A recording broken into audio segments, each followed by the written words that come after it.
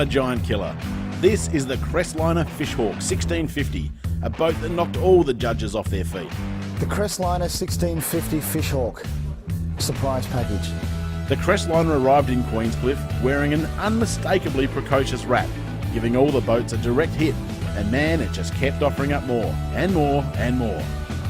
It's the softest riding aluminium boat of that sort of nature I have ever been in. In fact, it was phenomenal. For an aluminium boat to ride like that, it's just crazy. When we hit the water in this pocket dynamo, it quickly demolished any preconceptions that we might have had. Innovative design, outstanding build quality, and a performance that will blow your socks off. This little Crestliner has won many hearts at Australia's greatest boats in 2012. It's innovation from bow to stern. When you get on it, you can just see the finishes are impeccable on this thing. Manufactured in the USA, the Fishhawk features a unique aluminium transom with a marine ply core for strength and vibration absorption. Honestly, it's the equal of everything else that we've got here and then some. It's got a cool folding rear bench that doubles as a casting platform and uses some of the sexiest aluminium extrusions that we've seen on an alloy boat.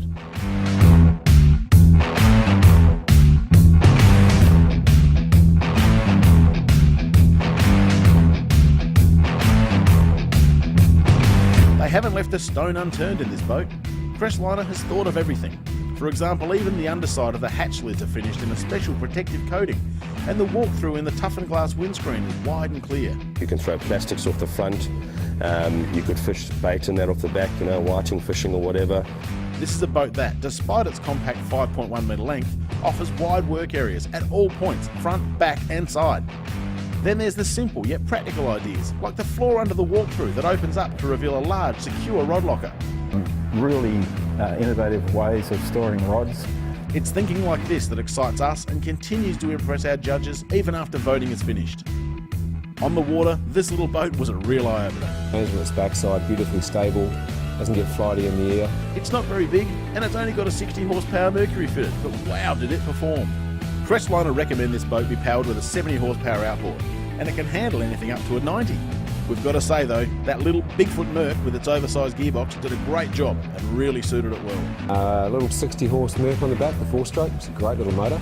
Even with the little 60 horsepower four-stroke, it's the Mercury Bigfoot motor.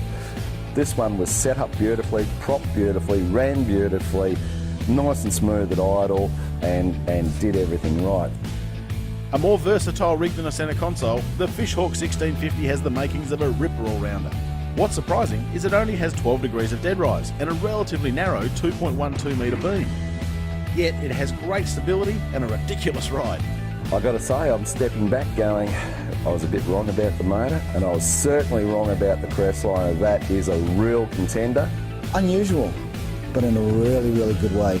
I was right with it.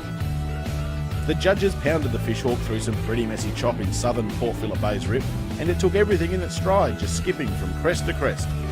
Sure, the boys got a little wet and a little cold at times. The conditions were pretty average. It didn't seem to bother any of them one bit. We still can't get the smiles off their faces.